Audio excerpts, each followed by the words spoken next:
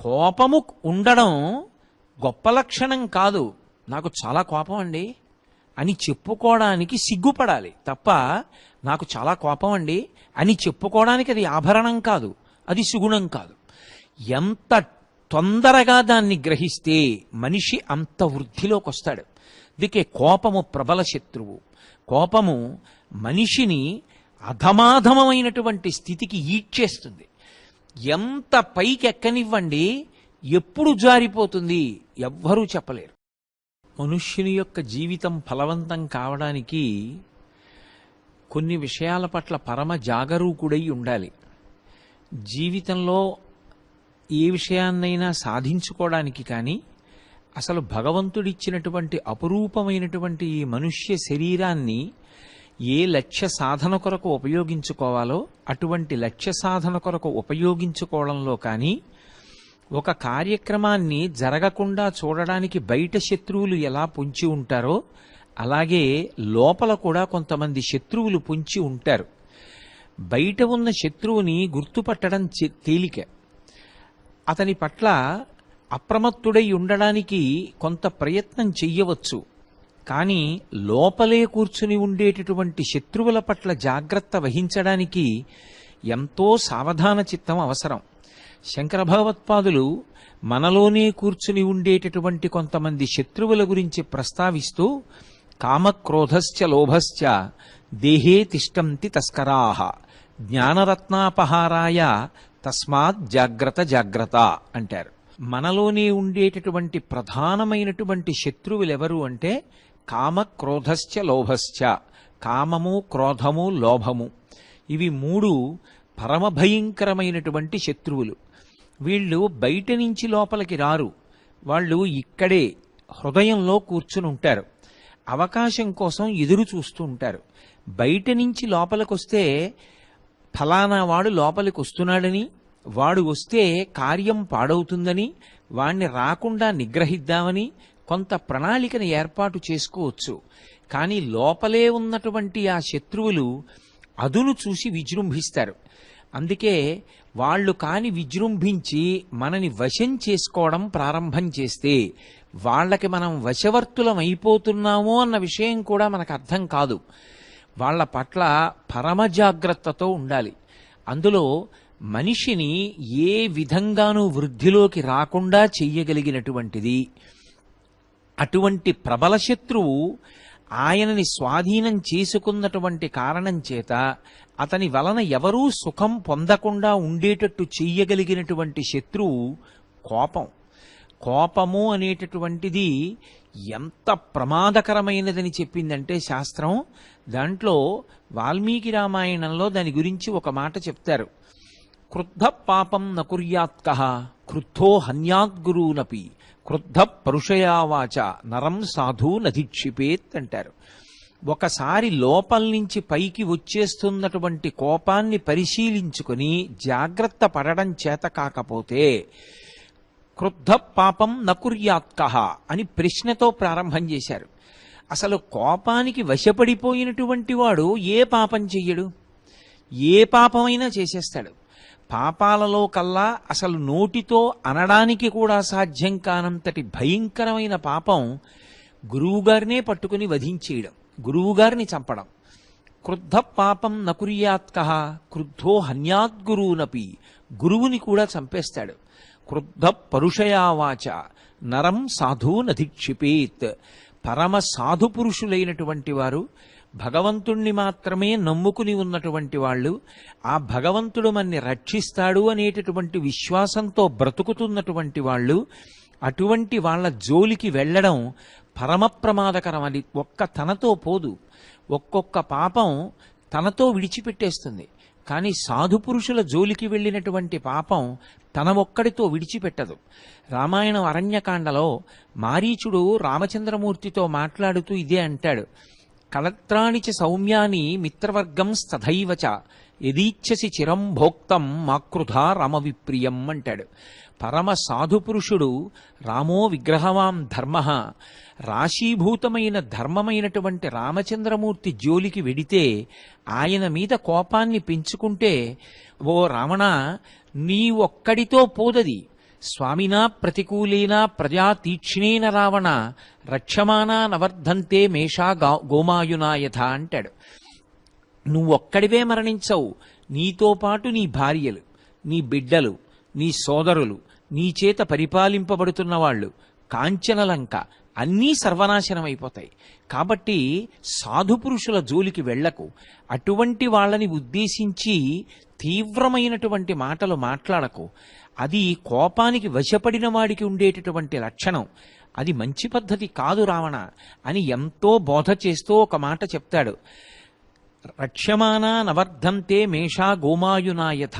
అటువంటి వాడు ఎక్కడ ఉన్నా సరే, వాడి కింద ఎవరున్నారో, వాడితో అనుబంధము ఎవరు పెట్టుకున్నారో వాళ్ళందరూ కూడా నశించిపోతారు. రాముడు ఎటువంటి వాడు అంటే, బిడ్డల పట్ల తండ్రికి కోపం ఉంటుంది. ఎందుకు కోపం ఉంటుంది? వాళ్ళని సన్మార్గంలో నడిపించాలని. అది ఉత్తమమైనటువంటి కోపం. ఆ కోపం ఎక్కువసేపు ఉండదు. బిడ్డలకి చూపుడు వేలు చూపించి మంచి మార్గంలో ప్రవర్తించమని చెప్తాడు. కోపం లోపల పరమ ప్రేమ ఉంటుంది తప్ప అది ఏదో శత్రు సంబంధమైనటువంటి కోపంతో ఉండడు. అందుకే రాముడి వెంట నడిచినటువంటి ప్రజలు గమ్యాన్ని చేరుతారు. నువ్వెటువంటి వాడివి? గొర్రెల వెనక ఒక తోడేలు కాపలాగా వెడితే బయట నుంచి శత్రువులు రావక్కర్లేదు, ఆ తోడేలే గొర్రెల్ని తినేస్తుంది. అపారమైనటువంటి క్రోధమునకు వశపడేటటువంటి లక్షణమున్నటువంటి ఓ రావణ, నీవు పరిపాలిస్తున్న కారణం చేత, నీకున్నటువంటి అవగుణముల చేత నువ్వొక్కడివే నశించవు. నీతో పాటుగా కాంచన లంక, నీ కుటుంబం, నీ ప్రజలు, నీ బిడ్డలు, నీ భార్యలు, నీ బంధువులు, నీ సోదరులు, చిట్ట చివరికి నీ 10 తలలు తెగి కింద పడిపోతాయి. ఆ స్థితి రాకుండా ఉండాలంటే సాధుపురుషుల జోలికి వెళ్లకు. సాధుపురుషుల జోలికి కూడా వెళ్ళి క్రోధంతో మాట్లాడవలసిన లక్షణం ఎందుకు వస్తుంది? కోపాన్ని నిగ్రహించుకునేటటువంటి స్వభావం లేకపోతే వస్తుంది. అందుకే క్రుద్ధ పాపం నకుర్యాత్కః క్రుద్ధో హన్యాద్గురూనపి క్రుద్ధ పరుషయావాచ నరం సాధు నదీక్షిపేత్. ఆ కోపానికి వశపడిపోయినటువంటి వాడి నోటి వెంట వచ్చినటువంటి మాట ఏది ఉంటుందో అది ఆయన కుటుంబాన్ని, ఆయనతో ఉన్న వాళ్ళని అందరినీ కట్టి కుడిపేస్తుంది. అందుకే మనిషికి ప్రబల శత్రువేది కోపమే. మరి ఆ కోపాన్ని పరిశీలించడం ఎలా? అవగుణాన్ని చెప్పి దాని మీద జాగ్రత్తగా ఉండు అని విడిచిపెట్టదు శాస్త్రం. ఆ కోపాన్ని ఎలా పరిశీలించుకోవాలో, కోపాన్ని ఎలా నిగ్రహించుకోవాలో చెప్పింది. ధన్యాస్తే పురుషశ్రేష్ఠాః ఏ బుద్ధ్యా కోపముద్ధితం నిరుంధంతి మహాత్మానో దీప్తమగ్ని వివాంభస అంది. ఒక చోట అగ్నిహోత్రం అంటుకుంది. అయ్యో చిన్నదేలే అగ్నిహోత్రం, ఏం చేస్తుందని ఊరుకుని తలుపు తాళం వేసుకుని వెళ్ళిపోయారనుకోండి, అది వ్యాపిస్తుంది. మళ్ళీ వచ్చేటప్పటికి అసలు ఇల్లే ఉండదు. అందుకే ఎప్పుడైనా సరే ఇక్కడ ఉండకూడనిది ఇది అన్న అగ్నిహోత్రం కనపడితే నీళ్లు తీసుకొచ్చి పోసేయాలి. పోసి అది చిన్నదైనా పెద్దదైనా అగ్నిని ఆర్పాలి తప్ప అగ్నిని ముద్దు చెయ్యరు. అందుకే రామరాయల వారు అంటాడు, ముదుసలి ఇంటి దీపమని ముద్దిడు మూర్ఖుడు కాడు అంటాడు. మా ఇంటి దీపం అండి ఎంతో ముద్దుగా ఉంటుందండి అని చెప్పి ముద్దు పెట్టుకుంటే మూతి కాలిపోతుంది. అగ్నిహోత్రం విషయంలో ఎంత పరాకుతో ఉంటామో, ఎంత జాగ్రత్తగా ఉంటామో, కోపం విషయంలో కూడా అంత జాగ్రత్తగా ఉండాలి. దీప్తమగ్ని వివాంభస, అగ్నిహోత్రం మీద నీళ్లు పోసినట్టుగా తన కోపాన్ని తాను పరిశీలించుకుని కోపం పైకి ఉద్భుతమవ్వకుండా దాన్ని ఎప్పటికప్పుడు అణిచిపెట్టాలి. అగ్నిహోత్రం మీద నీళ్లు పోసినట్టుగా తన కోపాన్ని తాను పరిశీలించుకుని కోపం పైకి ఉద్భుతమవ్వకుండా దాన్ని ఎప్పటికప్పుడు అణిచిపెట్టాలి. అలా అణిచిపెట్టకపోతే కోపధారి అయి ఎప్పుడూ కోపంతో ఉండేటటువంటి యజమాని ఇంట్లో ఉన్నాడనుకోండి, ఆ భార్యకి సంతోషం ఉండదు. ఎప్పుడూ ఏదో భయం భయంగా ఉంటుంటుంది. ఎక్కడ ఏ పొరపాటు దొల్లుతుందో, ఏ చిన్న తప్పు జరుగుతుందో, ఆ చిన్న తప్పుకు ఆయన ఎంత కేకలేసేస్తాడో, ఎంత క్రోధానికి వశపడిపోతాడో మీరు చూడండి. పాపం జీవితాంతం బతికున్న నాళ్లు భర్త సంతోషంగా తినాలని వండి పెడుతుంది. ఏదో ఒక్కరోజు ఆవిడ మనిషే, ఎక్కడో చిన్న పొరపాటు జరిగి కాస్త ఉప్పు తక్కువో ఎక్కువో అవుతుంది. అంత మాత్రం చేత కంచాలు విసిరేసి భార్యని పట్టు కొట్టేసి తిట్టేసి నానా రభస చెయ్యక్కర్లేదు. ఇంట్లో అంత కోపంతో ఉండేటటువంటి వ్యక్తి ఒక్కడున్నా చాలు. అది తండ్రి కావచ్చు, తల్లి కావచ్చు, బిడ్డలు కావచ్చు, తాత కావచ్చు. ఆ ఇంట్లో వాతావరణం భయంతో, ఉద్విగ్నతతోటి ఉంటుంది. ఏమంటే ఏమొస్తుందో మాట్లాడడానికి భయపడతారు. ఆ వ్యక్తి కార్యాలయానికి వెళ్ళి కూర్చున్నాడు అనుకోండి, స్వతంత్రించి గభాలన ఏది మాట్లాడితే ఏమంటాడో, ఎట్నుంచి ఎటొస్తుందో. అటువంటి వ్యక్తులు అధికార పదవులలో కూర్చున్నారనుకోండి, కింద పనిచేసే వాళ్ళందరి జీవితాలు శాపగ్రస్తాలైపోతాయి. ఎందుచేత అంటే ఓ అధికారి దగ్గరికి వెళ్ళి మాట్లాడాలి అనేటప్పటికే అసలు ఆయన కింద పనిచేసే ఉద్యోగులకి కొంత బెరుకుంటుంది. ఏదో చాలా కష్టం వచ్చి చెప్పుకోవాలనుకుంటే తప్ప చాలా పై స్థాయిలో ఉండేటటువంటి అధికారిని తనంత తాను కలవాలని ఎవరూ కోరుకోరు అసలు. అటువంటిది కోరుకుని ఏదో కష్టం చెప్పుకోవడానికి లోపలికి ఎడుతున్నాడు అనుకోండి, ఆ లోపలికి ఉద్యోగిని రమ్మన్నప్పుడు ప్రసన్నమైన ముఖంతో, చిరునవ్వుతో నువ్వు అతని సమస్య పరిష్కరించావా పరిష్కరించలేదా పక్కన పెట్టు, రాబోయ్ కూర్చో, అతను నీ దగ్గర పనిచేస్తున్న వ్యక్తి, నీ సంస్థలో సభ్యుడు కాబట్టి నీ కుటుంబంలో ఒక సభ్యుళ్ళంటి వాడు, ఏమిటి నీ ఇబ్బంది, ఆ సమస్యని కనీసం విని ఇప్పుడు కుదరదులేవోయ్ కొంచెం కష్టం చేయడం, నేను సమయం వచ్చినప్పుడు ఉపకారం చేయడానికి ప్రయత్నం చేస్తాను, ప్రస్తుతానికి ఓర్చుకో అని ఒక్క మాట చెప్తే ఎంతో సంతోషంగా వెళ్ళిపోతాడు. అసలు లోపలికి వస్తున్నప్పుడే చిటపటలాడుతూ ముటముటలాడిపోతూ కోపగ్రస్తుడై కూర్చుని ఉన్నాడు అనుకోండి, రెండు ప్రమాదాలు వస్తాయి. చెప్పుదామనుకున్నవాడు చెప్పలేడు, ఏది ఏ మాట నోటి వెంట రాకూడదో కంగారులో పొరపాట్లో ఆ మాట వచ్చేస్తుంది. బయటికి వచ్చి హడిలిపోయి కొంతసేపు అసలు బాహ్య ప్రపంచంతో సంబంధం ఏర్పడక చెమట్లు పట్టేసి ఒళ్ళు తుడుచుకుని అసలు లోపల నేను ఏం మాట్లాడానంటారు అని అడుగుతాడు. ఆ స్థితి ఉండకూడదు. నువ్వు ఒక న్యాయవాదివా, ఒక అధికారివా, ఒక న్యాయమూర్తివా, ఒక కుటుంబ పెద్దవా, ఏ పదవిలో కూర్చున్నా అసలు మనిషికి మొదట ఉండవలసిన లక్షణం ఏది అంటే శాంతం. శాంతము లేక సౌఖ్యము లేదు సారసాదళ నయన అంటారు త్యాగరాజస్వామి. శాంతమనేటటువంటిది ఒక్కటి లేకపోతే మిగిలిన గుణాలు ఎన్ని ఉండనివ్వండి అవి ఏవీ రాణించవు.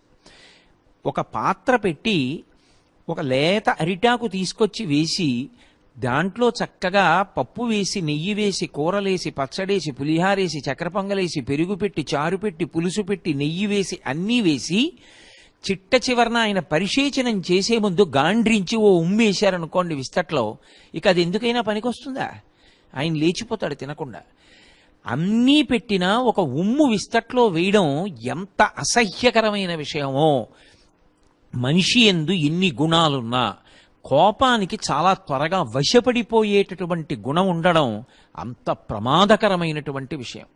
అసలు జీవితము ఫలవంతము కాదు. అందుకే క్రోధాన్ని ఎప్పటికప్పుడు పరిశీలనం చేసుకుంటూ ఉండాలి. యస్యముత్పదితం క్రోధం క్షమయైవ నిరస్యతి యథోరగస్త్వచం జీర్ణాం సవై పురుషముచ్యతే. కోపాన్ని ఎలా పరిశీలించుకోవాలో శాస్త్రం చెప్పింది. నేను కోపానికి వశపడిపోతున్నాను, తన్నుకొచ్చేస్తోంది కోపం అంటే మనిషి ముఖం మారిపోతుంది, ఊపిరి వేగాన్ని పొందేస్తుంది, ఒళ్ళు ఉనికిపోతుంటుంది, నోటి వెంట వచ్చేటటువంటి మాట మీద అదుపు కోల్పోతాడు, వాక్యమునందు పారుష్యం వచ్చేస్తుంది, ఎవరితో మాట్లాడుతున్నానో మరిచిపోతాడు. అంటే మనిషి క్రమంగా పశుత్వంలోకి రాక్షసత్వంలోకి దిగిపోతాడు. అది ఎక్కడికి వెళ్ళిపోతుందో తెలియదు, దాని పర్యవసానం, దాని ముగింపు ఏమైపోతుందో తెలియదు. ఒకసారి పొరపాటు జరిగిపోయిన తరువాత చేతులు కాలిపోయిన తర్వాత ఆకులు పట్టుకుంటే లాభం ఏమిటి? కారాగారాల్లో ఉన్నవాళ్ళందరూ జీవితాలు పాడు చేసేసుకుందామని, ఆ తప్పు చేసేస్తే ఎక్కడుండిపోయినా ఇక వాళ్ళ జీవితాలు సంతృప్తిగా ఉంటాయని అనుకున్న వాళ్ళని మీరు అనుకుంటే పొరపాటు. ఆ క్షణానికి వాళ్ళు ఎక్కడో తమ క్రోధాన్ని తాము నిగ్రహించుకోలేకపోయారు. ఆ కోపం విశేషంగా వచ్చి వశపడిపోయారు. ఆ ఉన్మాదంలో చెయ్యకూడనటువంటి నేరం ఏదో జరిగిపోయింది. దానికి శిక్ష చాలా కాలం కుటుంబాలకి దూరం అయిపోయి తమ భార్య బిడ్డలు ఇంటి యజమాని లేక అలమటిస్తూ బయటికి వెడితే సాంఘికమైనటువంటి గౌరవం లేకుండా ఎంతో బాధపడుతూ లోపల ఉండి ఆయన ఎంత కుంగిపోతున్నాడో, బయట ఉండి వీళ్ళెంత కుంగిపోతున్నారో, అయ్యో ఒక్క తప్పు జీవితాన్ని కాల్చేసిందని ఎంత బాధపడుతున్నాడో. అందుకే కోపమనేటటువంటి దాన్ని ఎప్పుడు అణచాలో అప్పుడు అణచకపోతే దానికి వశమైపోయినటువంటి వాడు ఆ తర్వాత జీవితాంతం విచారించినా ఇక ప్రయోజనం ఉండదు. అందుకే మనిషి అన్నిటికన్నా ప్రధానంగా పాటించవలసినది ఏది అంటే క్రోధమునకు వశవర్తి కాకూడదు. ఏదైనా ఒక నిర్ణయం తీసుకునే ముందు పక్షపాతము కోపము ఈ రెండిటితో నిర్ణయాన్ని ఎప్పుడూ చేయకూడదు. నేను కోపంగా ఉన్నాను, ఈ విషయం నాకు కోపం కల్పించింది అన్నప్పుడు దాని మీద నిర్ణయం చేయకూడదు, దాన్ని విడిచిపెట్టేయాలి. ప్రశాంతంగా ఉన్నప్పుడు ఏ పక్షపాత బుద్ధి లేకుండా ఇటువంటి నిర్ణయం చేయవలసిన అవసరం ఉందా? దీనికి ఇంకేమైనా ప్రత్యామ్నాయాలు ఉన్నాయా? అలా మనం చెయ్యొచ్చా? ఇది చేసినప్పుడు మన శీలవైభవం నిలబడుతుందా? మన కుటుంబ గౌరవం నిలబడుతుందా? మనకి ఉత్తమగతులు కదులుతాయా? అసలు మనసు ఆలోచించాలంటే అది శాంతంగా ఉండాలి. అందుకే కోపంగా ఉన్న స్థితిలో ఏ నిర్ణయం చేయకూడదు. కోపంగా ఉన్నవాడు వెంటనే పాటించవలసిన ఔషధం ఏది అంటే క్షమ. అందుకే యస్యముత్పదితం క్రోధం క్షమయైవ నిరస్యతి. వెంటనే జ్ఞాపకం ఏం తెచ్చుకోవాలంటే సహనం, ఓర్పు పట్టు. నీకు చాలా కోపం వచ్చింది, కానీ దానికి వశపడకు. ఈ విషయాన్ని నా మనసులోకి రానివ్వను, దీనితో సంగం పెట్టుకోకుండా ఓర్పుతో దాని విషయంలో ప్రతిస్పందన లేదు, అది అలా పక్కన ఉంచేస్తాను. పరమశాంతంగా ఉన్నప్పుడు ఆలోచిస్తాను అని ఓర్పు చేత కష్టాన్ని అధిగమించు, ఓర్పు చేత కోపాన్ని పక్కన పెట్టు. కోపాన్ని గెలవడానికి సాధనం ఏది అంటే కేవలముగా సహనం ఒక్కటే. ఎక్కడ ఓర్పు ఉన్నదో అక్కడ కోపానికి వశపడేటటువంటి స్వభావం ఉండదు. కోపాన్ని గెలవడానికి సాధనం ఏది అంటే కేవలముగా సహనం ఒక్కటే. ఎక్కడ ఓర్పు ఉన్నదో అక్కడ కోపానికి వశపడేటటువంటి స్వభావం ఉండదు. కోపం వచ్చినా తనని పరిశీలించుకొని నోటి వెంట రాకూడని మాట రాకుండా పరమ ప్రమాదకరమైనటువంటి ధోరణుల వైపుకి మనసు ఆలోచన చెయ్యకుండా, బుద్ధి నిర్ణయం చెయ్యకుండా నిగ్రహించుకొని శాంతంతో ఆలోచించి తనకి సమాజానికి కూడా అభ్యున్నతిని కల్పించగలిగినటువంటి నిర్ణయాన్ని తీసుకుంటాడు. అందుకే యస్యముత్పదితం క్రోధం క్షమయైవ నిరస్యతి. దానితో సరిపోదు. యథోరగస్త్వచం జీర్ణాం సవై పురుషముచ్యతే. ఎవడు పురుషుడు? పురుషుడు అంటే మగవాడు అని కాదు దాని అర్థం. ఎవడు సాధకుడు, ఎవడు విషయాన్ని బాగా పరిశీలించి తెలుసుకున్నవాడు, ఎవడు సాధనాక్రమంలో ఉన్నవాడు, ఎవడు ప్రబల శత్రువుని తన దగ్గరకు రాకుండా తనని పాడు చేయకుండా చూసుకున్నవాడు అంటే ఏ కోపము తనలో పుట్టిందో ఆ కోపాన్ని తనలో నుండి అలాగే విడిచిపెట్టగలిగినటువంటి వాడు. ఎలా? దానికి వాల్మీకి మహర్షి అద్భుతమైన ఉపమానం చెప్పారు. ఒక పాము ఉంటుంది, ఆ పాముకి ఒళ్ళంతా కుబుసం పడుతుంది. ఆ కుబుసం పట్టినప్పుడు అది యథార్థానికి పాము శరీరాన్ని రక్ష చేస్తుంది.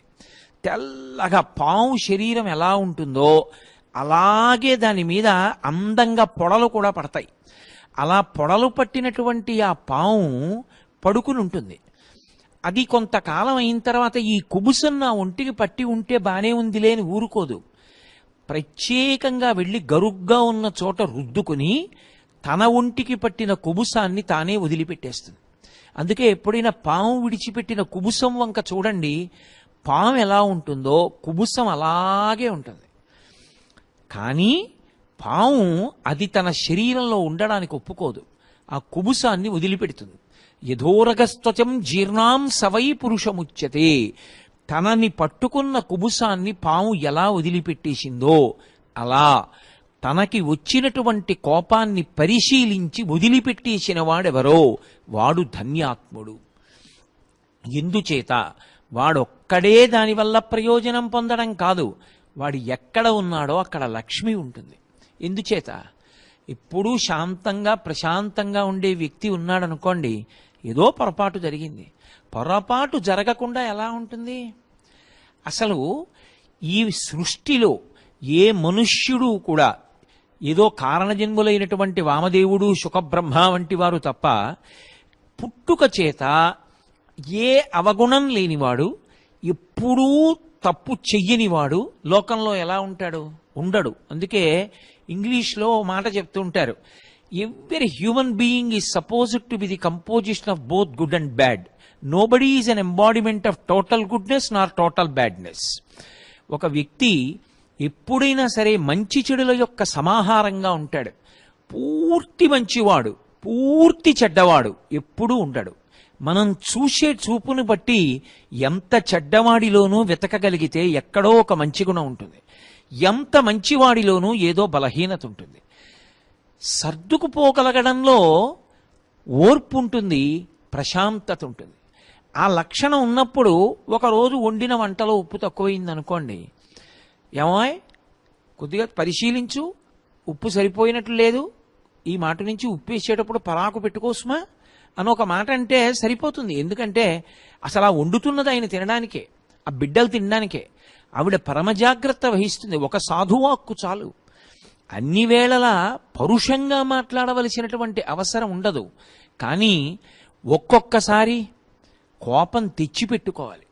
కోపం అనేటటువంటిది అసలు భగవంతుడు ఎందుకు సృష్టించాలి? అలాంటప్పుడు అసలు అది ఉండకూడని పదార్థం అనుకోండి, అసలు ఈశ్వర సృష్టిలో అది ఉండకూడదుగా. మరి అటువంటప్పుడు ఈశ్వరుడు ఎందుకు సృష్టించాడు అంటే, కోపం వ్యవస్థని చక్కదిద్దడానికి ఒక మార్గంగా స్వీకరిస్తారంతే, అంతవరకే. ఇప్పుడు నా బిడ్డలు ఉన్నారు, అమాయకత్వం, తెలిసి తెలియనితనం, ఏదో తప్పు చేశాడు. నేను క్రోధమునకు వశపడకూడదు, కోపం వచ్చిన వాళ్ళ నటించాలి. ఏరా చీల్చేస్తాను ఏమనుకుంటున్నావో అన్నాననుకోండి, వ్యవస్థ చక్కదిద్దబడుతుంది. ఒక్కొక్కసారి వ్యవస్థ అంతా గాడి తప్పుతోందనుకోండి, అప్పుడు కోపాన్ని నటించి మాట్లాడాలి. అంతేకాని కోపమునకు తాను వశపడిపోకూడదు. కోపమునకు వశపడిపోతే తన నోటి వెంటే అనకూడని మాటలు వస్తాయి. అసలు ఆ వాక్కుని నిర్మాణం చేసేటప్పుడు ఆ వాక్య నిర్మాణమునందు ప్రజ్ఞ ఉండదు, అదుపు తప్పిపోయి అసలు నోటి వెంట అశ్లీలమైన మాటలు కూడా వస్తాయి.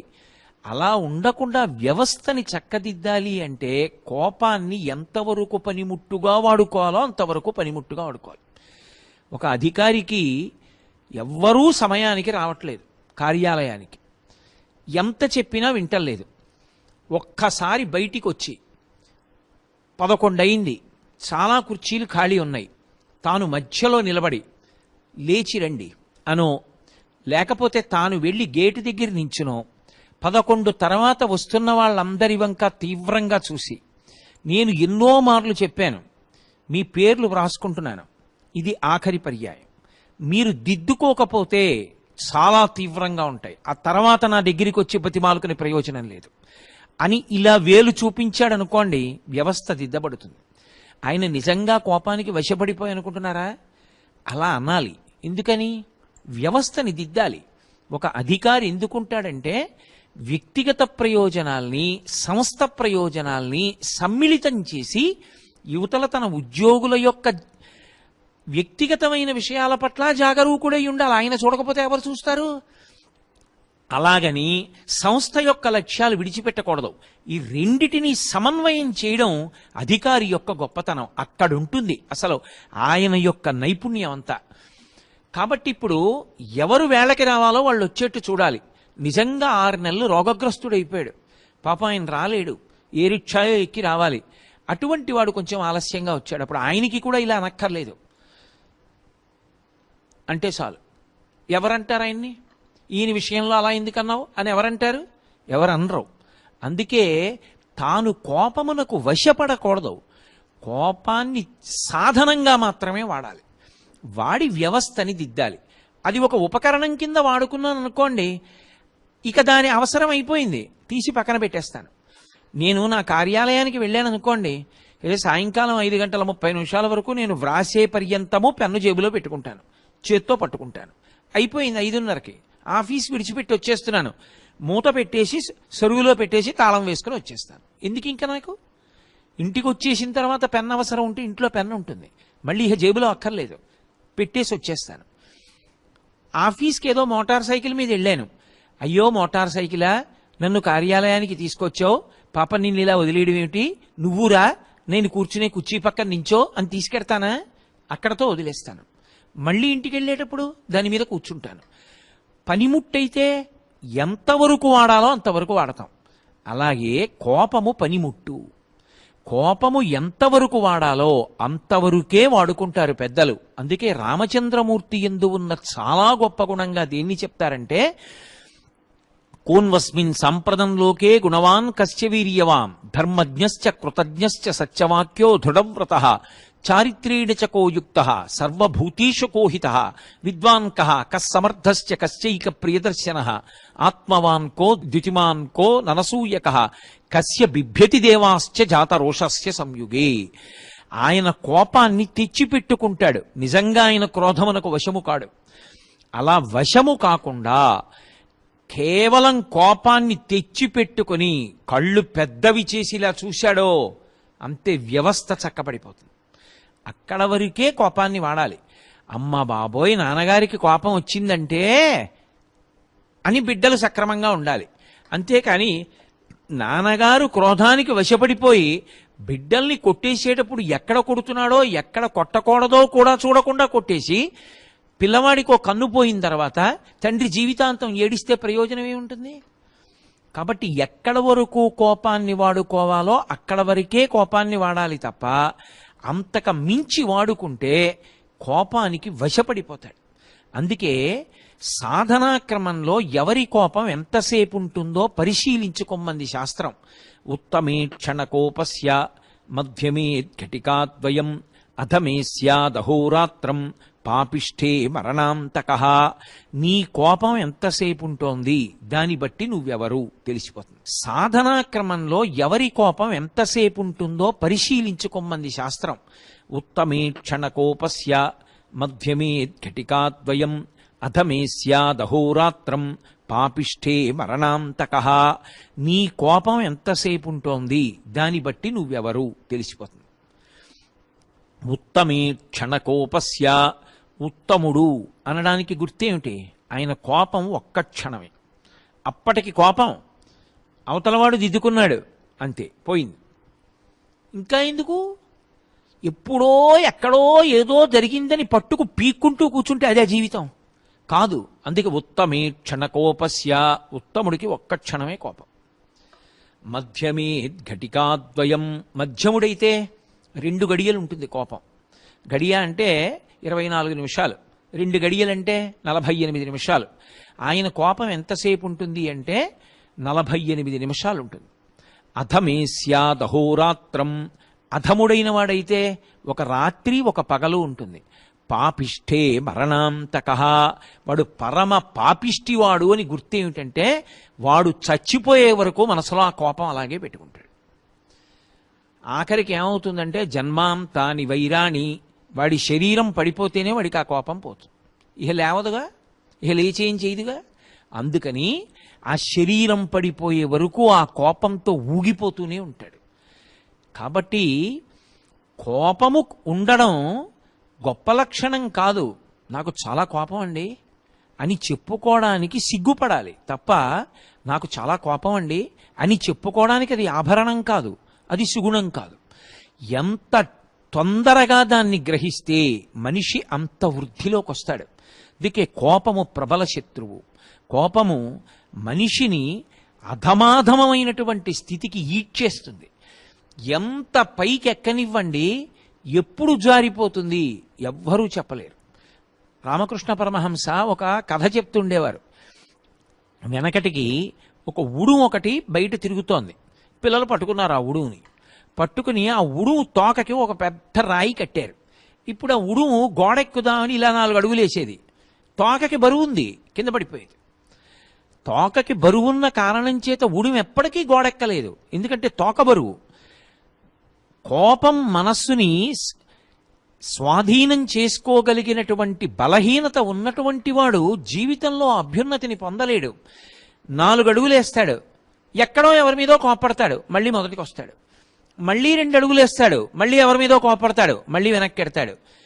ఓ కార్యక్రమం చేసేటప్పుడు ఆయన ఎంత సమర్థవంతుడు కానివ్వండి, అయ్యా మీరు ఏమనుకోకండి కానీ ఆయన్ని మాత్రం ఇందులో ప్రవేశం ఇవ్వకండి సుమా, అకస్మాత్తుగా కోపం వస్తుంది, ఎవడి మీద అరుస్తాడో తెలియదు అంటారు.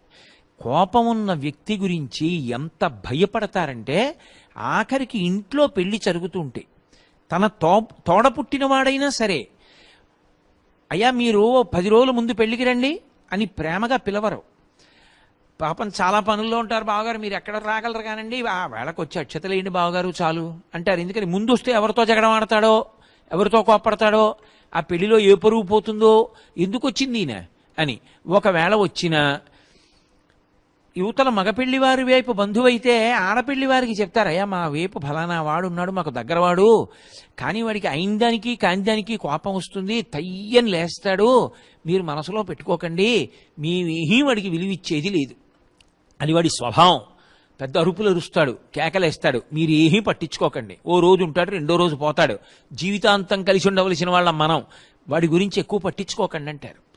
ఇది తెలియక వచ్చి కేకలేస్తాడు, నవ్వి హేళన చేసి ఊరుకుంటారు. ఎందుకు ఆ జీవితం, ఏమిటి ప్రయోజనం దానివల్ల? అది అవగుణం ముందు చెప్పబడేది ఎవరి విషయంలో అంటే కోపం ఉన్నవాడి విషయంలో.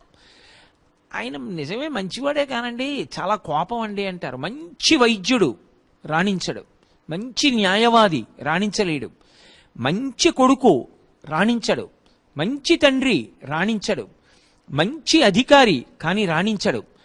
కోపం ఒకటి పక్కనుంటే మిగిలినవి ఎన్ని గుణాలు కానివ్వండి రాణించడు. మిగిలినవన్నీ ఎలా ఉండనివ్వండి, కోపం అన్నది లేదు, శాంతమూర్తి రాణిస్తాడు. ఇది కోపం విషయంలో ఉండే విచిత్రం. మిగిలిన విషయాల జోలికి వెడితే ఆయన కన్నా సమర్థులు అలా ఉండడానికి ఎందరో ఉంటారు, కానీ ఈయన్నే ఎంచుకుంటారు. ఎందుకో తెలుసా? ఆయనతో గొడవ ఉండదండి, శాంతమూర్తి. చూడండి, సాధారణంగా ఓ మాట వాడుతుంటారు ఇంగ్లీష్లో, అన్డిస్ప్యూటెడ్ పర్సనాలిటీ అంటుంటారు.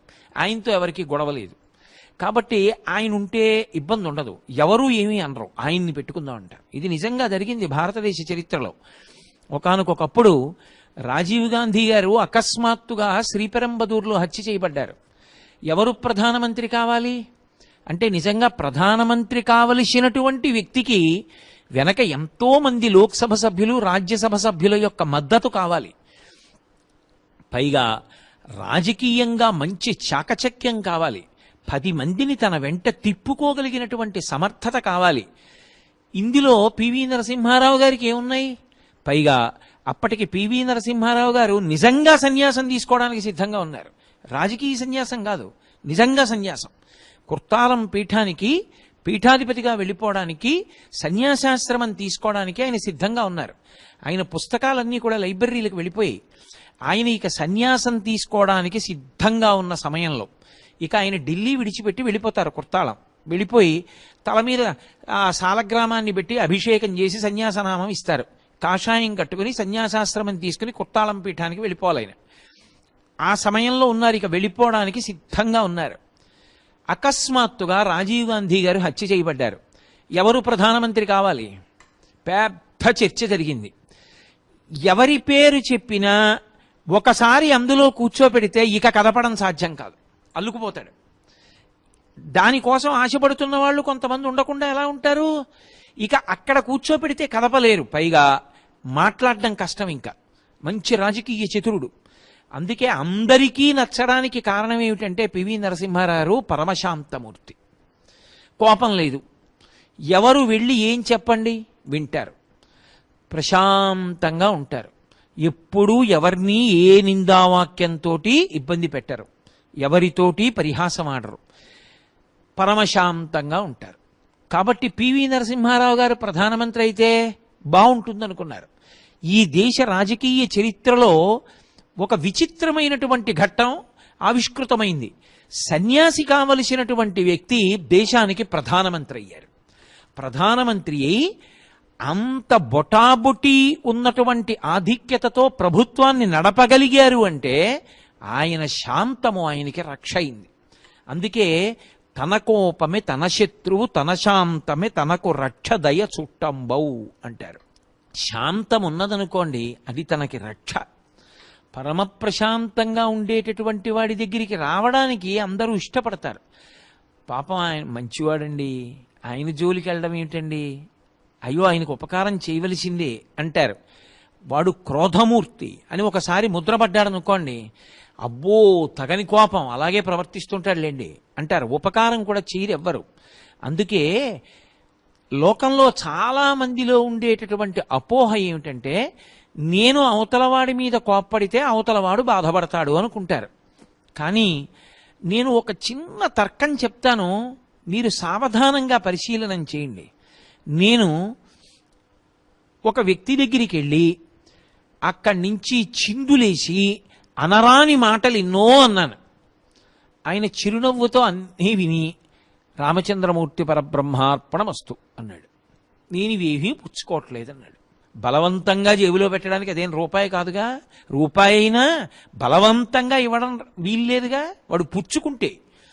నేను ఎన్ని తిట్లు తిట్టినా ఆయన హాయిగా చిరునవ్వుతో విని వాడి స్వభావం అంతే అని తన పనిలో తను వెళ్ళిపోయాడు. ఇప్పుడు దానివల్ల ఉన్మాదం పొందేసి ఊగిపోయి అవతలవాడు తన కోపానికి ప్రభావితుడు కాలేదని ఇంకా పిచ్చెక్కిపోయి ఇంకా కోప్పడిపోయి ఇంకా ఊగిపోయి తన రక్తనాళాలు తానే చిట్ల కొట్టుకునేవాడు ఎవరు? ఎవడు కోప్పడ్డాడో వాడు. కోపం ఎవరిని పాడు చేస్తుంది అంటే, మీరు ఎవరి మీద కోప్పడ్డారో వాళ్ళని పాడు చేస్తుంది అనడానికి నమ్మకం ఏం లేదు. ఎందుకంటే ఆయన పుచ్చుకుంటే నువ్వు పాడవడానికి. ఆయన ఒక మాట అంటే తయ్యన ఆయన లేచాడు అనుకోండి, అప్పుడు చెప్పలేము. ఏమో ఆయన కోప్పడి ఈయన కోప్పడి ఇద్దరి మధ్య ఏమవుతుందో తెలియదు. ఒక ఆయన శాంతమూర్తి, ఆయన ఏమీ కోప్పట్టు, అది ఆయన సౌశీల్యం. ఇప్పుడు ఆయన అలాగే ఉంటాడు, హాయిగా ఉంటాడు. ఈశ్వరుడికి చెప్తాడు, ఈశ్వరా నన్ను రక్షించు అని అడుగుతాడు అంతే. కోప్పడినవాడు ఉన్మాదం వాడిది, అరుపులు వాడివి, కేకలు వాడివి, పెద్ద ఊపిరి గబగబా తీసేయడం వాడిది. ఆయుర్దాయం పరమేశ్వరుడు ఇచ్చినప్పుడు ఊపిరుల సంఖ్యలో ఇస్తాడు. కోపం వచ్చినప్పుడు ఊపిరి విపరీతమైన వేగంతో తీస్తారు. అంత వేగంతో ఊపిరులు తీస్తే అంత వేగంగా ఆయుర్దాయం క్షయమైపోతుంది. ఇప్పుడు ఎవరి జీవితకాలాన్ని ఎవరు తగ్గించేసుకుంటున్నారు? ఎవడు కోపంతో ఉన్నాడో వాడు తన ఆయుర్దాయాన్ని తగ్గించుకుంటాడు. పైగా కోపానికి ఉన్న లక్షణం ఏమిటంటే, అది ఎవరి యందు కోపం ఉన్నదో వారినే బాధ పెడుతుంది. అందుకే మీరు చూడండి, మనకి సనాతన ధర్మంలో దేవతామూర్తులందరూ కూడా చేతిలో అంకుశం పట్టుకుంటారు. ఎందుచేత అంకుశం పట్టుకోవడం? అమ్మవారు అంకుశం పట్టుకుంటుంది. సంకుశం వామభాగే పరమశివుడు పట్టుకుంటాడు, విఘ్నేశ్వరుడు పట్టుకుంటాడు. ఎందుకు అంకుశం? అంకుశం ఉపయోగించేది ఎవరి విషయంలో అంటే ఏనుగు విషయంలో ఉపయోగిస్తారు. ఏనుగు అన్ని ప్రాణులలోకి పెద్ద ప్రాణి ఏనుగు. ఒకసారి రావాలి కానీ దానంత పెద్దదైపోయేది లేదు కోపం. అంత పెద్దదైపోతుంది జడలభూతంలాగా. ఇప్పుడు ఆ కోపం వస్తే ఏనుగుని ఏం చేస్తారు? లొంగ తీసుకోవడానికి అంకుశం పెట్టి మస్తిష్కం మీద పొడుస్తారు, తల మీద పొడిస్తే దానికి వచ్చే బాధ వర్ణనాతీతం. ఎంత నిప్పో ఎంత బాధో, ఆ బాధ పడలేక అంకుశం చూసి లొంగిపోతుంది. కోపం వచ్చినటువంటి వాడు అవతలవాడు బాధపడతాడా అంటే చెప్పడం కుదరదు. ఎందుకంటే వాడు పుచ్చుకోలేదనుకోండి, గొడవలేదు, వాడు అలాగే ప్రశాంతంగా ఉన్నాడు. కానీ కోపం వచ్చిన వాడు ఊగిపోతాడు, తల పగిలిపోతుంది, ఏ ఇతర విషయాన్ని ఆలోచించలేడు. పరమేశ్వరుడు అన్నీ ఇచ్చాడు, హాయిగా ఉండొచ్చు, ఉండడు. ఏమండి ఎంత మంచి విషయం వస్తోందో వినండి, వినలేడు. ఏమండి చూడండి కోయిల పాడుతోంది, పాడలేడు, ఆ పాట వినలేడు. ఇదిగో చూడండి గ్రంథం చదవండి, చదవలేడు. ఏది చేస్తున్నా మనసులో ఎవరి మీద కోపం పెట్టుకున్నాడో వాళ్ళు జ్ఞాపకానికి వచ్చి ఊగిపోతూ ఉంటాడు. తిరుమల తీసుకెళ్లి సహస్రదీపాలంకార సేవలో కూర్చోపెట్టండి, కళ్ళ ముందు స్వామి ఉభయనాంచారులతో ఊయలలు ఊగుతున్నా ఆయన మనసు ప్రశాంతంగా ఉండదు, ఊగిపోతూ ఉంటుంది, కదిలిపోతూ ఉంటాడు, ఆవేశపడిపోతూ ఉంటాడు. ఎందుచేత అంటే లోపల కోపం ఉంది, అంతఃశత్రువు. అందుకే కామము హితశత్రువు. కోరిక పుడితే తీరితే మధుర మధురంగా ఉన్నట్టుంటుంది, కానీ అది హితశత్రువు, మళ్ళీ మళ్ళీ తీర్చుకోమని ప్రోద్బలం చేస్తుంది. కోపము అహితశత్రువు, అది అసలు ఎప్పుడూ హితం ఇవ్వదు. ఎప్పుడూ క్షేమదాయకం కాదు, ఎప్పుడూ పరమ ప్రమాదకరమే. అటువంటి కోపం విషయంలో మనుష్యుడు ఎంత జాగరూకుడై ఉంటాడో, ఎంత పరిశీలనాత్మకంగా ఉంటాడో, దాన్ని అణుచుకోవడానికి ఎంత ప్రయత్నిస్తాడో, దాన్ని విడిచిపెట్టి దూరంగా ఉండవలసినటువంటి అవసరాన్ని తెలుసుకుంటాడో, అప్పుడు ఆ వ్యక్తి ధన్యాత్ముడవుతాడు. అందుకే మనుష్యునికి కోపము ఉత్తమమైన కోపము అని నిర్ణయించాలంటే రెండు కారణముల చేత కోపం ఉండాలి. ఒకటి, వ్యవస్థని చక్కదిద్దడానికి కోపాన్ని నటించాలి, అంటే కోపమునకు వశపడకుండా ఉండాలి, నటించాలంతే కోపం వచ్చినట్టు. రెండవది, కోపమునకు వశపడిపోవడం కాకుండా తన కోపం మీద తనకి కోపం రావాలి. ఏమిటి నాకు ఈ దిక్కుమాలిన కోపం, ఏమిటి అయిందానికి కాందానికి కోపం ఏమిటి, అన్నిటికీ ఎగిరిగిరి పడ్డం ఏమిటి, ప్రతిదానికి అలగడం ఏమిటి, అవతలవాణ్ణి అనరాని మాటలు అనడం ఏమిటి, ఏమిటి ఈ పరిస్థితి, ఏమిటి నాకు ఈ పిచ్చి కోపం, తప్పు, నేను ఇలా ఉండకూడదు, పోదా నాకు ఈ కోపం, ఇంకా ఏమిటి కోపం అని చెప్పి తన కోపం మీద కోపం వచ్చిందనుకోండి, అప్పుడు ఆ కోపం ఉత్తమ కోపం. ఎందుకనంటే ఒక దుర్లక్షణాన్ని విడిచిపెట్టడానికి అది కారణమవుతుంది.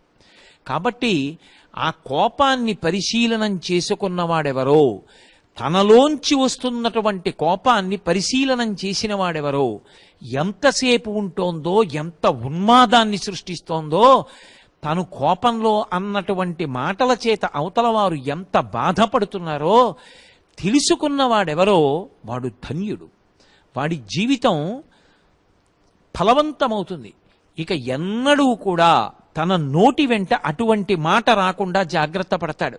ఒక మనిషిని తీసుకొచ్చి కత్తితో పొడిస్తే గాయం మానేవరికే బాధ. అనకూడని మాట ఒక మాట అన్నారనుకోండి, పరమ పూజనీయుణ్ణి కీర్తివంతుణ్ణి ఒక మాట అంటే ఆ మాట అన్నందుకు ఎంత బాధపడతాడంటే కడుపున్ రంపపు కోత కోయునదియే గాయాలు కాకుండినన్. పివి నరసింహారావు గారి మంత్రివర్గంలో మన్మోహన్ సింగ్ గారు ఆర్థిక మంత్రిగా ఉండగా లోక్సభలో ఆయన పార్టీకే చెందిన వాళ్ళు ఆయన్ని విమర్శిస్తే ఎంత బాధపడిపోయారంటే, ఒక్క నాటికి నేను ఈ పదవి ఇక చెయ్యను, నాకెందుకు ఈ మాటలు పడ్డాం అని రాజీనామా సమర్పించారు. మళ్ళీ అటువంటి ఆర్థిక మంత్రి ఉంటే తప్ప దేశం నిలదొక్కుకోలేని స్థితి కనుక బ్రతిమాలి, అయ్యా ఇందులో ఉన్నటువంటి రహస్యాన్ని గమనించండి, అసలు ఎందుకు మీ జోలికి వచ్చారు అన్నది గమనించండి, అది మీ జోలికి రావడం కాదు, మీ జోలికి వచ్చినట్టొచ్చి లోపల లక్ష్యం వేరొకరు అని కబురు చేసి ఆయనని స్వాంతనపరచి మళ్ళీ కొనసాగేటట్టు చేశారు. అంటే కీర్తివంతుడు ఉత్తముడు అయిన వ్యక్తిని క్షోభ పెట్టినా, కోపంలో అనకూడని మాట అన్నా, అది ఆ వ్యక్తి ఒక్కడికి కోపం రావడమో చీకాకు రావడమో జరిగితే ఆయనతో పోదు. ఆయన చెయ్యవలసిన కర్తవ్యం చెయ్యడం, ఆయనకున్నటువంటి సమర్థతని సమాజ హితానికి వాడడం మానేస్తే నీకొచ్చిన కోపానికి సమాజం అంతా భ్రష్టుపడుతుంది.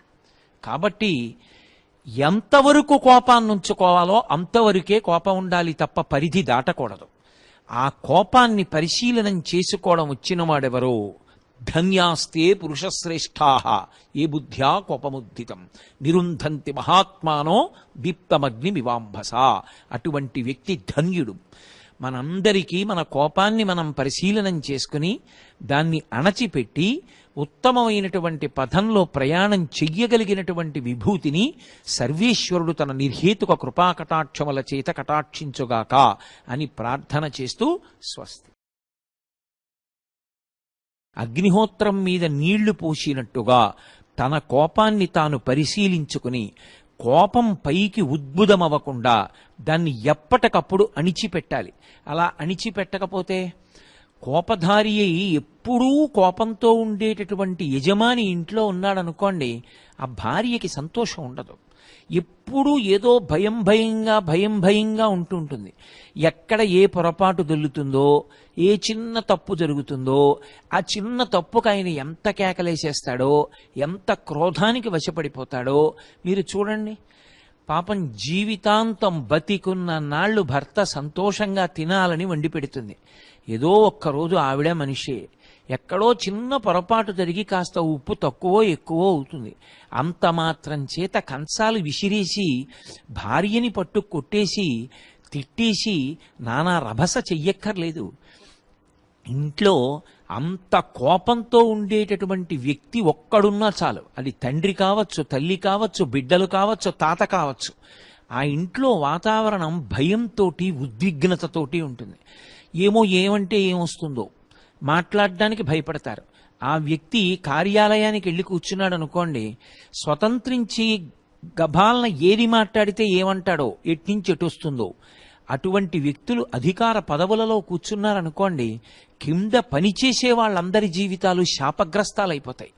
ఎందుచేత అంటే ఓ అధికారి దగ్గరికి వెళ్ళి మాట్లాడాలి అనేటప్పటికే అసలు ఆయన కింద పనిచేసే ఉద్యోగులకి కొంత బెరుకుంటుంది. ఏదో చాలా కష్టం వచ్చి చెప్పుకోవాలనుకుంటే తప్ప చాలా పై స్థాయిలో ఉండేటటువంటి అధికారిని తనంత తాను కలవాలని ఎవరూ కోరుకోరు అసలు. అటువంటిది కోరుకుని ఏదో కష్టం చెప్పుకోవడానికి లోపలికి ఎడుతున్నాడు అనుకోండి, ఆ లోపలికి ఉద్యోగిని రమ్మన్నప్పుడు ప్రసన్నమైన ముఖంతో చిరునవ్వుతో నువ్వు అతని సమస్య పరిష్కరించావా పరిష్కరించలేదా పక్కన పెట్టు, రావాయ్ కూర్చో, అతను నీ దగ్గర పనిచేస్తున్న వ్యక్తి, నీ సంస్థలో సభ్యుడు కాబట్టి నీ కుటుంబంలో ఒక సభ్యుడు లాంటివాడు, ఏమిటి నీ ఇబ్బంది? ఆ సమస్యని కనీసం విని ఇప్పుడు కుదరదులేవోయ్, కొంచెం కష్టం చేయడం, నేను సమయం వచ్చినప్పుడు ఉపకారం చేయడానికి ప్రయత్నం చేస్తాను, ప్రస్తుతానికి ఓర్చుకో అని ఒక్క మాట చెప్తే ఎంతో సంతోషంగా వెళ్ళిపోతాడు. అసలు లోపలికి వస్తున్నప్పుడే చిటపటలాడుతూ ముటముటలాడిపోతూ కోపగ్రస్తుడై కూర్చుని ఉన్నాడు అనుకోండి, రెండు ప్రమాదాలు వస్తాయి. చెబుదామనుకున్నవాడు చెప్పలేడు. ఏది ఏ మాట నోటి వెంట రాకూడదో కంగారులో పొరపాట్లో ఆ మాట వచ్చేస్తుంది. బయటికి వచ్చి హడిలిపోయి కొంతసేపు అసలు బాహ్య ప్రపంచంతో సంబంధం ఏర్పడక చెమట్లు పట్టేసి ఒళ్ళు తుడుచుకుని అసలు లోపల నేను ఏం మాట్లాడానంటారు అని అడుగుతాడు. ఆ స్థితి ఉండకూడదు. నువ్వు ఒక న్యాయవాదివా, ఒక అధికారివా, ఒక న్యాయమూర్తివా, ఒక కుటుంబ పెద్దవా, ఏ పదవిలో కూర్చున్నా అసలు మనిషికి మొదట ఉండవలసిన లక్షణం ఏది అంటే శాంతం. శాంతము లేక సౌఖ్యము లేదు సారసాదళ నయన అంటారు త్యాగరాజస్వామి. శాంతమనేటటువంటిది ఒక్కటి లేకపోతే మిగిలిన గుణాలు ఎన్ని ఉండనివ్వండి అవి ఏవీ రాణించవు. ఒక పాత్ర పెట్టి ఒక లేత అరిటాకు తీసుకొచ్చి వేసి దాంట్లో చక్కగా పప్పు వేసి నెయ్యి వేసి కూరలేసి పచ్చడేసి పులిహారేసి చక్కెర పొంగలేసి పెరుగు పెట్టి చారు పెట్టి పులుసు పెట్టి నెయ్యి వేసి అన్నీ వేసి చిట్ట చివరన ఆయన పరిశేచనం చేసే ముందు గాండ్రించి ఓ ఉమ్మేశారనుకోండి విస్తట్లో, ఇక అది ఎందుకైనా పనికొస్తుందా? ఆయన లేచిపోతాడు తినకుండా. అన్నీ పెట్టినా ఒక ఉమ్ము విస్తట్లో వేయడం ఎంత అసహ్యకరమైన విషయమో. మనిషి యందు ఎన్ని గుణాలున్నా కోపానికి చాలా త్వరగా వశపడిపోయేటటువంటి గుణం ఉండడం అంత ప్రమాదకరమైనటువంటి విషయం. అసలు జీవితము ఫలవంతము కాదు. అందుకే క్రోధాన్ని ఎప్పటికప్పుడు పరిశీలనం చేసుకుంటూ ఉండాలి. యస్యముత్పదితం క్రోధం క్షమయైవ నిరస్యతి యథోరగస్త్వచం జీర్ణాం సవై పురుషముచ్యతే. కోపాన్ని ఎలా పరిశీలించుకోవాలో శాస్త్రం చెప్పింది. నేను కోపానికి వశపడిపోతున్నాను, తన్నుకొచ్చేస్తోంది కోపం అంటే మనిషి ముఖం మారిపోతుంది, ఊపిరి వేగాన్ని పొందేస్తుంది, ఒళ్ళు ఉనికిపోతుంటుంది, నోటి వెంట వచ్చేటటువంటి మాట మీద అదుపు కోల్పోతాడు, వాక్యమునందు పారుష్యం వచ్చేస్తుంది, ఎవరితో మాట్లాడుతున్నానో మరిచిపోతాడు. అంటే మనిషి క్రమంగా పశుత్వంలోకి రాక్షసత్వంలోకి దిగిపోతాడు.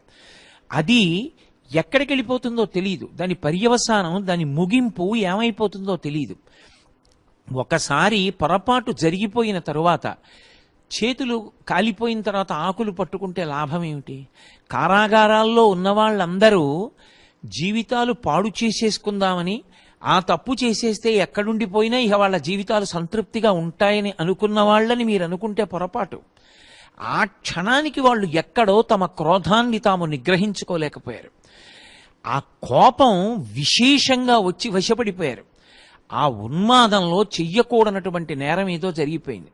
దానికి శిక్ష చాలా కాలం కుటుంబాలకి దూరం అయిపోయి తమ భార్య బిడ్డలు ఇంటి యజమాని లేక అలమటిస్తూ బయటికి వెడితే సాంఘికమైనటువంటి గౌరవం లేకుండా ఎంతో బాధపడుతూ లోపల ఉండి ఆయన ఎంత కుంగిపోతున్నాడో, బయట ఉండి వీళ్ళెంత కుంగిపోతున్నారో, అయ్యో ఒక్క తప్పు జీవితాన్ని కాల్చేసిందని ఎంత బాధపడుతున్నాడో.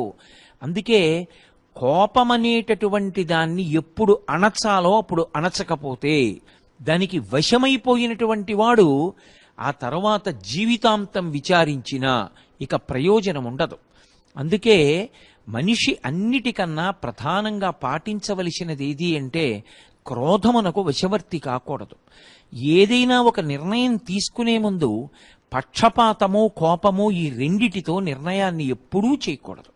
నేను కోపంగా ఉన్నాను, ఈ విషయం నాకు కోపం కల్పించింది అన్నప్పుడు దాని మీద నిర్ణయం చేయకూడదు, దాన్ని విడిచిపెట్టేయాలి. ప్రశాంతంగా ఉన్నప్పుడు ఏ పక్షపాత బుద్ధి లేకుండా ఇటువంటి నిర్ణయం చేయవలసిన అవసరం ఉందా? దీనికి ఇంకేమైనా ప్రత్యామ్నాయాలు ఉన్నాయా? అలా మనం చెయ్యొచ్చా? ఇది చేసినప్పుడు మన శీలవైభవం నిలబడుతుందా? మన కుటుంబ గౌరవం నిలబడుతుందా? మనకి ఉత్తమగతులు కదులుతాయా? అసలు మనసు ఆలోచించాలంటే అది శాంతంగా ఉండాలి. అందుకే కోపంగా ఉన్న స్థితిలో ఏ నిర్ణయం చేయకూడదు. కోపంగా ఉన్నవాడు వెంటనే పాటించవలసిన ఔషధం ఏది అంటే క్షమ. అందుకే యస్యముత్పదితం క్రోధం క్షమయైవ నిరస్యతి. వెంటనే జ్ఞాపకం ఏం తెచ్చుకోవాలంటే సహనం, ఓర్పు పట్టు. నీకు చాలా కోపం వచ్చింది, కానీ దానికి వశపడకు. ఈ విషయాన్ని నా మనసులోకి రానివ్వను, దీనితో సంగం పెట్టుకోకుండా ఓర్పుతో దాని విషయంలో ప్రతిస్పందన లేదు, అది అలా పక్కన ఉంచేస్తాను. పరమశాంతంగా ఉన్నప్పుడు ఆలోచిస్తాను అని ఓర్పు చేత కష్టాన్ని అధిగమించు. ఓర్పు చేత కోపాన్ని పక్కన పెట్టు. కోపాన్ని గెలవడానికి సాధనం ఏది అంటే కేవలముగ సహనం ఒక్కటే. ఎక్కడ ఓర్పు ఉన్నదో అక్కడ కోపానికి వశపడేటటువంటి స్వభావం ఉండదు. కోపాన్ని గెలవడానికి సాధనం ఏది అంటే కేవలముగ సహనం ఒక్కటే. ఎక్కడ ఓర్పు ఉన్నదో అక్కడ కోపానికి వశపడేటటువంటి స్వభావం ఉండదు. కోపం వచ్చినా తనని పరిశీలించుకొని నోటి వెంట రాకూడని మాట రాకుండా పరమ ప్రమాదకరమైనటువంటి ధోరణుల వైపుకి మనసు ఆలోచన చెయ్యకుండా, బుద్ధి నిర్ణయం చెయ్యకుండా నిగ్రహించుకొని శాంతంతో ఆలోచించి తనకి సమాజానికి కూడా అభ్యున్నతిని కల్పించగలిగినటువంటి నిర్ణయాన్ని తీసుకుంటాడు. అందుకే యస్యముత్పదితం క్రోధం క్షమయైవ నిరస్యతి. దానితో సరిపోదు. యథోరగస్త్వచం జీర్ణాం సవై పురుషముచ్యతే. ఎవడు పురుషుడు? పురుషుడు అంటే మగవాడు అని కాదు దాని అర్థం. ఎవడు సాధకుడు? ఎవడు విషయాన్ని బాగా పరిశీలించి తెలుసుకున్నవాడు? ఎవడు సాధనాక్రమంలో ఉన్నవాడు? ఎవడు ప్రబల శత్రువుని తన దగ్గరకు రాకుండా తనని పాడు చేయకుండా చూసుకున్నవాడు? అంటే ఏ కోపము తనలో పుట్టిందో ఆ కోపాన్ని తనలో నుండి అలాగే విడిచిపెట్టగలిగినటువంటి వాడు. ఎలా? దానికి వాల్మీకి మహర్షి అద్భుతమైన ఉపమానం చెప్పారు. ఒక పాము ఉంటుంది, ఆ పాముకి ఒళ్ళంతా కుబుసం పడుతుంది. ఆ కుబుసం పట్టినప్పుడు అది యథార్థానికి పాము శరీరాన్ని రక్ష చేస్తుంది. తెల్లగా పాము శరీరం ఎలా ఉంటుందో అలాగే దాని మీద అందంగా పొడలు కూడా పడతాయి. అలా పొడలు పట్టినటువంటి ఆ పాము పడుకుని ఉంటుంది. అది కొంతకాలం అయిన తర్వాత ఈ కుబుసం నా ఒంటికి పట్టి ఉంటే బానే ఉందిలే అని ఊరుకోదు. ప్రత్యేకంగా వెళ్ళి గరుగ్గా ఉన్న చోట రుద్దుకుని తన ఒంటికి పట్టిన కుబుసాన్ని తానే వదిలిపెట్టేస్తుంది. అందుకే ఎప్పుడైనా పాము విడిచిపెట్టిన కుబుసం వంక చూడండి, పాము ఎలా ఉంటుందో కుబుసం అలాగే ఉంటుంది. కానీ పాము అది తన శరీరంలో ఉండడానికి ఒప్పుకోదు, ఆ కుబుసాన్ని వదిలిపెడుతుంది. యథోరగస్త్వచం జీర్ణాం సవై పురుషముచ్యతే. తనని పట్టుకున్న కుబుసాన్ని పాము ఎలా వదిలిపెట్టేసిందో అలా తనకి వచ్చినటువంటి కోపాన్ని పరిశీలించి వదిలిపెట్టేసిన వాడెవరో వాడు ధన్యాత్ముడు. ఎందుచేత వాడొక్కడే దానివల్ల ప్రయోజనం పొందడం కాదు, వాడు ఎక్కడ ఉన్నాడో అక్కడ లక్ష్మి ఉంటుంది. ఎందుచేత ఎప్పుడూ శాంతంగా ప్రశాంతంగా ఉండే వ్యక్తి ఉన్నాడనుకోండి, ఏదో పొరపాటు జరిగింది. పొరపాటు జరగకుండా ఎలా ఉంటుంది? అసలు ఈ సృష్టిలో ఏ మనుష్యుడు కూడా, ఏదో కారణజన్ములైనటువంటి వామదేవుడు శుకబ్రహ్మ వంటి వారు తప్ప, పుట్టుక చేత ఏ అవగుణం లేనివాడు, ఎప్పుడూ తప్పు చెయ్యనివాడు లోకంలో ఎలా ఉంటాడు? ఉండడు. అందుకే ఇంగ్లీష్లో మాట చెప్తూ ఉంటారు, every human being is supposed to be the composition of both good and bad. Nobody is an embodiment of total goodness Nar total badness. ఒక వ్యక్తి ఎప్పుడైనా సరే మంచి చెడుల యొక్క సమాహారంగా ఉంటాడు. పూర్తి మంచివాడు, పూర్తి చెడ్డవాడు ఎప్పుడూ ఉండడు. మనం చూసే చూపును బట్టి ఎంత చెడ్డవాడిలోనూ వెతకగలిగితే ఎక్కడో ఒక మంచి గుణం ఉంటుంది, ఎంత మంచివాడిలోనూ ఏదో బలహీనత ఉంటుంది. సర్దుకుపోగలగడంలో ఓర్పు ఉంటుంది, ప్రశాంతత ఉంటుంది. ఆ లక్షణం ఉన్నప్పుడు ఒకరోజు వండిన వంటలో ఉప్పు తక్కువైంది అనుకోండి, ఏమాయ్ కొద్దిగా పరిశీలించు, ఉప్పు సరిపోయినట్లు లేదు, ఈ మాట నుంచి ఉప్పు వేసేటప్పుడు పరాకు పెట్టుకోసమా అని ఒక మాట అంటే సరిపోతుంది. ఎందుకంటే అసలు ఆ వండుతున్నది ఆయన తినడానికే, ఆ బిడ్డలు తినడానికే. ఆవిడ పరమజాగ్రత్త వహిస్తుంది. ఒక సాధువాక్కు చాలు. అన్ని వేళలా పరుషంగా మాట్లాడవలసినటువంటి అవసరం ఉండదు. కానీ ఒక్కొక్కసారి కోపం తెచ్చిపెట్టుకోవాలి. కోపం అనేటటువంటిది అసలు భగవంతుడు ఎందుకు సృష్టించాలి? అలాంటప్పుడు అసలు అది ఉండకూడని పదార్థం అనుకోండి, అసలు ఈశ్వర సృష్టిలో అది ఉండకూడదుగా. మరి అటువంటప్పుడు ఈశ్వరుడు ఎందుకు సృష్టించాడు అంటే, కోపం వ్యవస్థని చక్కదిద్దడానికి ఒక మార్గంగా స్వీకరిస్తారంతే, అంతవరకే. ఇప్పుడు నా బిడ్డలు ఉన్నారు, అమాయకత్వం, తెలిసి తెలియనితనం, ఏదో తప్పు చేశాడు. నేను క్రోధమునకు వశపడకూడదు, కోపం వచ్చిన వాళ్ళే నటించాలి. ఏరా చీల్చేస్తాను ఏమనుకుంటున్నావో అన్నాననుకోండి, వ్యవస్థ చక్కదిద్దబడుతుంది. ఒక్కొక్కసారి వ్యవస్థ అంతా గాడి తప్పుతోందనుకోండి, అప్పుడు కోపాన్ని నటించి మాట్లాడాలి. అంతేకాని కోపమునకు తాను వశపడిపోకూడదు. కోపమునకు వశపడిపోతే తన నోటి వెంటే అనకూడని మాటలు వస్తాయి. అసలు ఆ వాక్కుని నిర్మాణం చేసేటప్పుడు ఆ వాక్య నిర్మాణమునందు ప్రజ్ఞ ఉండదు, అదుపు తప్పిపోయి అసలు నోటి వెంట అశ్లీలమైన మాటలు కూడా వస్తాయి. అలా ఉండకుండా వ్యవస్థని చక్కదిద్దాలి అంటే కోపాన్ని ఎంతవరకు పనిముట్టుగా వాడుకోవాలో అంతవరకు పనిముట్టుగా వాడుకోవాలి. ఒక అధికారికి ఎవ్వరూ సమయానికి రావట్లేదు కార్యాలయానికి, ఎంత చెప్పినా వింటలేదు. ఒక్కసారి బయటికి వచ్చి 11 అయింది, చాలా కుర్చీలు ఖాళీ ఉన్నాయి, తాను మధ్యలో నిలబడి లేచి రండి అనో, లేకపోతే తాను వెళ్ళి గేటు దగ్గర నించునో, 11 తర్వాత వస్తున్న వాళ్ళందరి వంక తీవ్రంగా చూసి, నేను ఎన్నో మార్లు చెప్పాను, మీ పేర్లు వ్రాసుకుంటున్నాను, ఇది ఆఖరి పర్యాయం, మీరు దిద్దుకోకపోతే చాలా తీవ్రంగా ఉంటాయి, ఆ తర్వాత నా దగ్గరికి వచ్చి బతిమాలుకునే ప్రయోజనం లేదు అని ఇలా వేలు చూపించాడనుకోండి, వ్యవస్థ దిద్దబడుతుంది. ఆయన నిజంగా కోపానికి వశపడిపోయి అనుకుంటున్నారా? అలా అనాలి. ఎందుకని? వ్యవస్థని దిద్దాలి. ఒక అధికారి ఎందుకుంటాడంటే వ్యక్తిగత ప్రయోజనాల్ని సంస్థ ప్రయోజనాల్ని సమ్మిళితం చేసి యువతల తన ఉద్యోగుల యొక్క వ్యక్తిగతమైన విషయాల పట్ల జాగరూకుడై ఉండాలి. ఆయన చూడకపోతే ఎవరు చూస్తారు? అలాగని సంస్థ యొక్క లక్ష్యాలు విడిచిపెట్టకూడదు.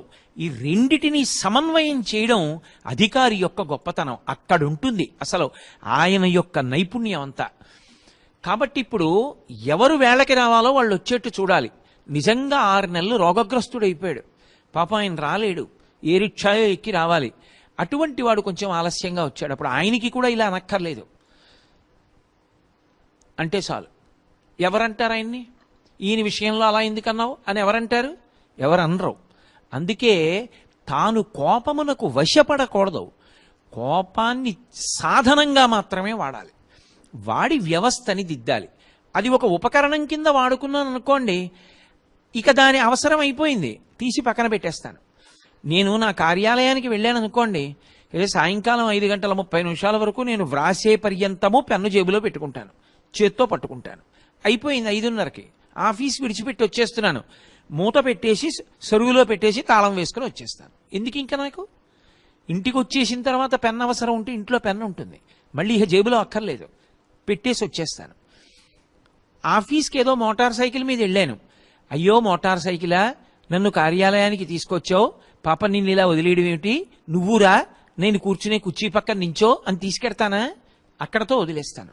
మళ్ళీ ఇంటికి వెళ్ళేటప్పుడు దాని మీద కూర్చుంటాను. పనిముట్టయితే ఎంతవరకు వాడాలో అంతవరకు వాడతాం. అలాగే కోపము పనిముట్టు. కోపము ఎంతవరకు వాడాలో అంతవరకే వాడుకుంటారు పెద్దలు. అందుకే రామచంద్రమూర్తి యందు ఉన్న చాలా గొప్ప గుణంగా దేన్ని చెప్తారంటే, కోన్వస్మిన్ సంప్రదంలోకే గుణవాన్ కస్య వీర్యవాం ధర్మజ్ఞశ్చ కృతజ్ఞశ్చ సత్యవాక్యో దృఢవ్రతః చారిత్రేణ చ కో యుక్తః సర్వభూతేషు కోహితః విద్వాన్ కః కస్సమర్థశ్చ కశ్చైక ప్రియదర్శనః ఆత్మవాన్ కో ద్యుతిమాన్ కో ననసూయకః కస్య బిభ్యతి దేవాశ్చ జాతరోషస్య సంయుగే. ఆయన కోపాన్ని తెచ్చిపెట్టుకుంటాడు, నిజంగా ఆయన క్రోధమునకు వశము కాడు. అలా వశము కాకుండా కేవలం కోపాన్ని తెచ్చిపెట్టుకుని కళ్ళు పెద్దవి చేసిలా చూశాడో అంతే, వ్యవస్థ చక్కబడిపోతుంది. అక్కడ వరకే కోపాన్ని వాడాలి. అమ్మ బాబోయ్ నాన్నగారికి కోపం వచ్చిందంటే అని బిడ్డలు సక్రమంగా ఉండాలి. అంతేకాని నాన్నగారు క్రోధానికి వశపడిపోయి బిడ్డల్ని కొట్టేసేటప్పుడు ఎక్కడ కొడుతున్నాడో ఎక్కడ కొట్టకూడదో కూడా చూడకుండా కొట్టేసి పిల్లవాడికి ఒక కన్ను పోయిన తర్వాత తండ్రి జీవితాంతం ఏడిస్తే ప్రయోజనం ఏముంటుంది? కాబట్టి ఎక్కడ వరకు కోపాన్ని వాడుకోవాలో అక్కడ వరకే కోపాన్ని వాడాలి తప్ప అంతక మించి వాడుకుంటే కోపానికి వశపడిపోతాడు. అందుకే సాధనా క్రమంలో ఎవరి కోపం ఎంతసేపు ఉంటుందో పరిశీలించుకోమంది శాస్త్రం. ఉత్తమే క్షణకోపస్య మధ్యమే ఘటికాద్వయం అధమే స్యాదహోరాత్రం పాపిష్ఠే మరణాంతకః. నీ కోపం ఎంతసేపు ఉంటోంది దాన్ని బట్టి నువ్వెవరు తెలిసిపోతుంది.